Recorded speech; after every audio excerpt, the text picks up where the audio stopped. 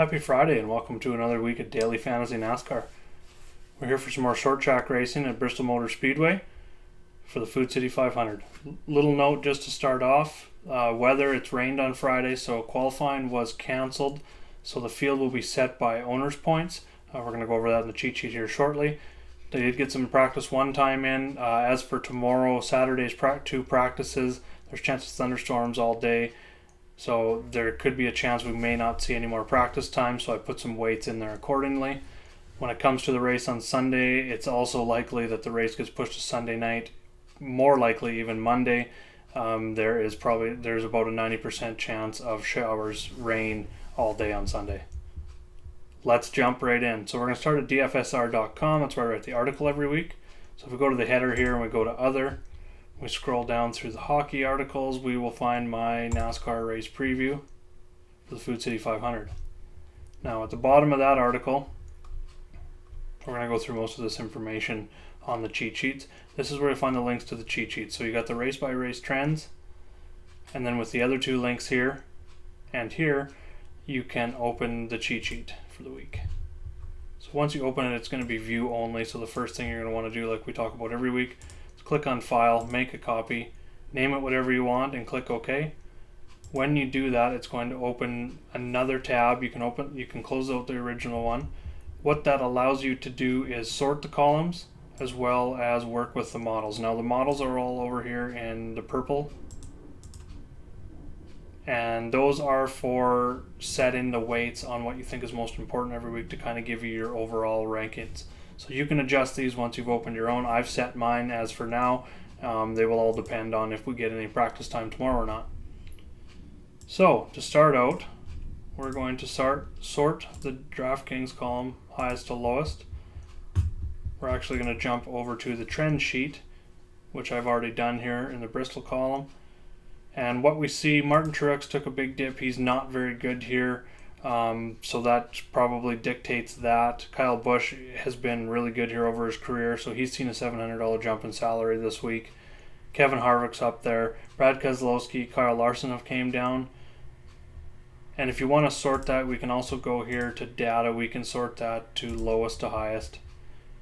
So you can kind of see the guys whose salary have dropped since the Texas race 2 weeks ago. Jumping back in here, we're going to look at some of the guys' last 2 years' track history. So we'll sort that lowest to highest. As you can see, 3 Hendrick Motorsports drivers right at the top. Neither of them have a win here in the last 2 years, but the average finish, they're all under 10, and they're the only 3 drivers under 10. Jimmy's got 2 top 5s and 3 top 10s in 4 races. Chase Elliott's only raced here twice. He's got a top 5. He was 4th here last year, and then he was 15th in the fall race. So he's been really good here in limited exposure to Bristol Motor Speedway. So he's going to show up, as you're going to see here a little bit in some of these other columns once we get going here. So we're going to go to career track history. We're going to sort that A to Z. So there's Chase Elliott, shows up again. He's only raced here twice, so limited sample size. Same with Ricky Stenhouse, but he's got 4 years of sample size here. So really positive to see 3 top 5s,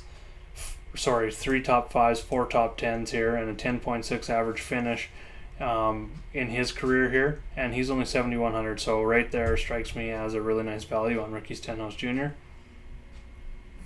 Dale Earnhardt Jr. is next, 12.5 average finish. He kind of rebounded last week, so 2 weeks ago at Texas. So he's definitely in consideration this week in the mid 8K range. Kevin Harvick's up there in price, but he has 2 career wins here, 11 top 5s, 15 top 10s, and 32 races. So no one's really overly dominant at Bristol. Even the guys down here, Kyle Busch, Kurt Busch, they lead everyone with 5 career wins each. But as you can see, they're down in the 14, in the 8 and 9 spot for career average finish, in the 14.3 and 14.8 average finish range. And that just has to do with, you get into a lot of wrecks at Bristol, a lot of things can happen, so it's kind of a boom or bust kind of racetrack. Go look at some short track history, which also includes Dover and Martinsville. So I'm not putting a whole bunch of weight on that because all 3 short tracks are different. But we will have a look. Jimmy Johnson, Kyle Busch, Kevin Harvick, Joey Logano. So all 4 of those guys have wins at short track over the last 2 years, and they all have at least 5 top 5s. Dipping down even a little bit more, we got Denny Hamlin. He's got six top 5s at short tracks as well. So Brad Keselowski even a little bit lower. He's got 5, 7 top 10s and a 13.4 average finish. But he's got, as you can see here, this column is differential from average start to average finish. You can kind of see guys that qualify well here and where they finish. So kind of has a little correlation with place differential points. Looking at current form now. Brad Keselowski took over the current form lead, which looks at the last 6 races. He's got 2 wins, 5 top 5s in those 6 races, and all of them inside the top 10. He's the only driver in the last 6 races to finish in all of them in the top 10. Kyle Larson's right there. He's been magnificent this season. He's got 5 top 5s as well in the last 6 races and a 4.3 average finish. So pretty incredible right now. Looking at the laps led leaders over the last 6 races, we got Kyle Busch and Kevin Harvick. So those are some guys to possibly look at for dominator points. They're always up there in price because of those laps led. So definitely we'll want to see if there's any more practice time. If not, we're just going to scroll over and we're going to have a look at qualifying and practice. So like I said earlier, qualifying was set by owners' points. So I'll have a look at that. So this happened to us once already this year. Seen Kyle Larson and Chase Elliott right up there. They're up there in points. So we got Kyle Larson in first, Chase Elliott, Martin Truex Jr., Brad Keselowski, Joey Logano, Ryan Blaney, Kyle Busch, Jamie McMurray, Clint Boyer, and Kevin Harvick rounding out the top 10 starting.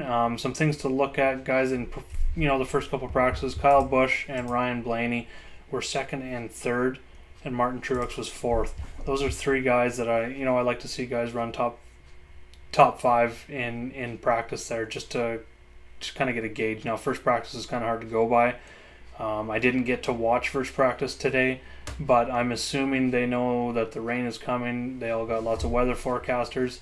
So I'm thinking that instead of doing a lot more of their qualifying runs, knowing that qualifying was rained out, they put a lot of emphasis in their race trim. So knowing that they're not going to most likely be able to practice tomorrow, if at all, maybe even limited time. So I'm kind of putting a little more trust in the first practice than usual. So I also did the qualifying to practice differential with practice 1 in mind. So as you can see here, he kind of has I guess the higher the number, the worse off it is for the driver. For instance, Eric Jones is starting 14th, and he was 1st in practice, so that gives him a negative 13. So that just kind of works on a little bit with the overall ranking. Kind of nice to find those place differential values. Guys that are started maybe back in the field that showed speed in practices. So those are just some of the things I'm looking at this week. If there isn't any practice, I'm probably going to do another video tomorrow afternoon, give a weather update, what's going on, and if I can find any other tidbits at all going forward. So don't forget to hit the like button below, subscribe if you can, and I will be back. We will be doing another one tonight for DFS PGA, the weekend golf. So subscribe and you will definitely get a notification when that is released later. Thanks a lot, guys. Have a good afternoon.